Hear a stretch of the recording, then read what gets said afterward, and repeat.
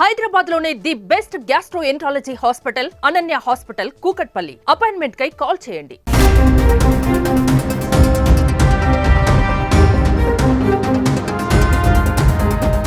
ప్రస్తుతం రోజులు మారాయి.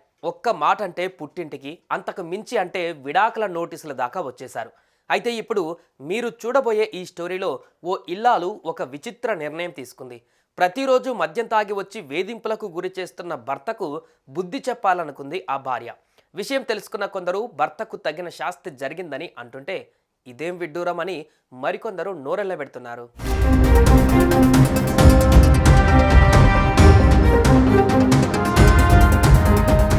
తాగుబోతు భర్త వేధింపులతో విసిగిపోయిన ఓ మహిళ లోన్ రికవరీ ఏజెంట్ను పెళ్లాడింది. అవును, మీరు విన్నది నిజమే. ఈ ఘటన బీహార్లోని జముయి జిల్లాలో చోటు చేసుకుంది. జజాల్ గ్రామానికి చెందిన బ్యాంకు ఉద్యోగి పవన్ కుమార్ లోన్ల రికవరీ కోసం ఊరూరు తిరిగేవాడు. ఈ క్రమంలో అతడికి 4 నెలల కిందట కర్మటాండ్ గ్రామానికి చెందిన ఇందిరా కుమారి అనే మహిళ పరిచయం అయింది.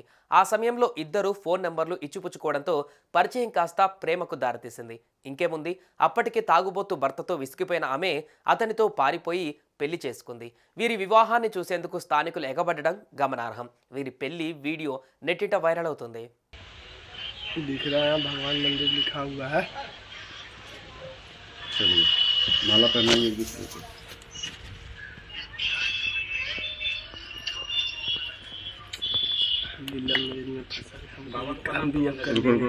पहले पति को प्रणाम करो पति को प्रणाम.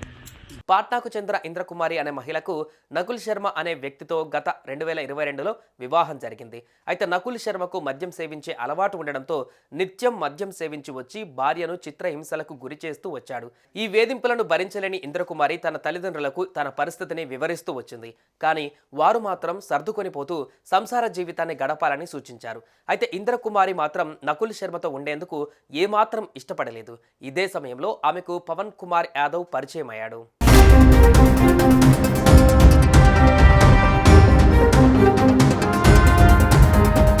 పవన్ ఒక ఫైనాన్స్ కంపెనీలో రికవరీ ఏజెంట్గా పనిచేస్తున్నాడు.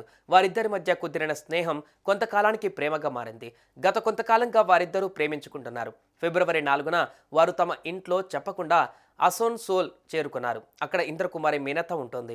ఫిబ్రవరి 11న ఇంద్రకుమారి పవన్ కుమార్ అక్కడ ఒక శివాలయంలో వివాహం చేసుకున్నారు.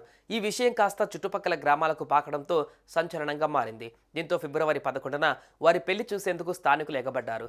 ఘటనపైన ఇంద్రకుమారి తల్లిదండ్రులు పోలీసులను ఆశ్రయించారు. దీనిపై వారు కేసు నమోదు చేయగా తన ఇష్ట ప్రకారమే పెళ్లి జరిగినట్లు సదరు యువతి పోలీసులకు తెలిపింది.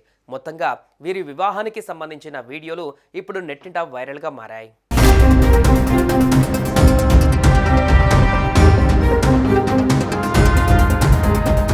సుమన్ టీవీలో మీ పర్సనల్ అండ్ బిజినెస్ ప్రమోషన్స్ కోసం కింది నెంబర్కి కాంటాక్ట్ చేయండి.